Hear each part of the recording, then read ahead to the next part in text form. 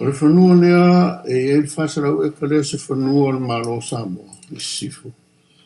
O le whanua neilo i lunga le papo teila le malo Samoa. A ia le pā i taimi nei, e pau leo toi whaafou le pā. Ia nau umon o whataua ia tanga ruenga le i waia, ia toi whaafou a toi le whasalau e ka nei. A o le prime land, o tau o le prime land o le papo nei o Samoa. E leo whamtu mai mo tātou. Whenua mai tupe whatau e pāna. O le pāwaia ia lalo le grant. Lalo ai lalo le food security lava na tanga ringa taimi nei. O whela mo mai tupe lea food security o whatau e le pā. O ia inga o grants ia ngā luel tanga o le whai ana whai le inga toe redirect ai tupe ne mna mia na tanga ringa. O le whanua la leo whamatu mai Samoa i sifo o ua whaise lisi. O ia inga mani lalo le ato Samoa.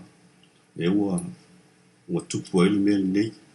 Ai ele whamoe moe le masina o me ia te whatasi ele ato Samoa. Ia ona saini alo ia i leo se whiangainga po o se malienga. Le whanua le nei. Ia ona ho mai whele nei tō a whionga le tūranga lea. O le whanua le whasalau la lea ua umana sio e tusa o lau saunoanga ua umana to e whaile pāwhau. Sio a tō le whasalau e kare. O teimi leila i eile pā le teimi nei. Ua avese manu o Samoa sa i tono pāne au whawanoa mai whasalau e ka lea mō anu ki Samoa. Le whato ai loa i tātou nei le whasalau e ka lea whaina tina e maa. Ai le se sina fia o le pānemia. Na se fua le nātuna.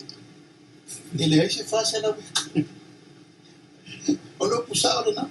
Na anana le sina fia le pānemia. Ona le se whasalau e ka na tara noi. Ele ko se marili yenga e ave se whasalau e ka ia tutula pa manu. Le se mea. A maukura ki ngā e le lali si me whai. Whela ui e mau, ua mai nge pe whakuska ko pare whasima.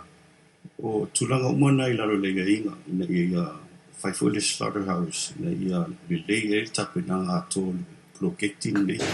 O mpo na apuru mai whai e le USDA le whaingo le slaughterhouse nei. Sau roko kaimi. O povi e ki ka ue mai askaria, alan ka ua povi. O le preliminary tau sa amai momua, e fitu lau di masfulu tā lai povi tasi. Askaria po Amerika. Amerika. I le tulanga lai nei iai. A ele i tua i tonu le tau e le mainga mai o i Australia o manu nei. Kokongi ai. O le pēno o tātou grant iai. Ta ua nei le o mai o le USDA le whatupe atoa bloketi nei. Le se mea. O tūlanga la kol forasanga le sa avea ma director o le Matthew Tengina. O le alo tau toso mai ni tupe sosani mo lato. Ia, watu am tato. Ia inka ko povi e luasifu ia ka ua mai ele. Ua ika ko povi keminge. Ua ia tatou povi e i le amata mai le whaaoso le al malo sa amata i tatou povi. Whaftai fo i la whionga i le supalmia. Ua mai fo i povi e lima popo le tatou la fumanu o i Samoa. Ia pina hoi mamui. Aua ia tatou la fumanu o amata i o i Samoa. Le whato ai loa i tātou nei le whasalau e ka lea whaina tina e maa.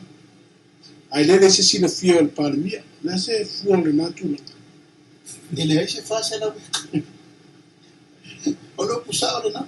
Na anana le sina fia le pānemia. Ona le se whasalau e ka na tara noi. Ele ko se marili yenga e ave se whasalau e ka ia tutula pa manu. Le se mea. O tūlanga la kol forasanga le sa avea ma director o le Matthew Tengina. O le alo tau toso mai ni tupe sosani mo lato. Ia, watu am tato. O whatara noa ngā lawara na whaina. Whatara noa i lalo le ato o Sam. O le tina e tu whatas. Ai le se mea na whaia. O le se sengala le nā male mea le te sau no mai. Langa ua matua mai o. Io le leile pa i o le tina.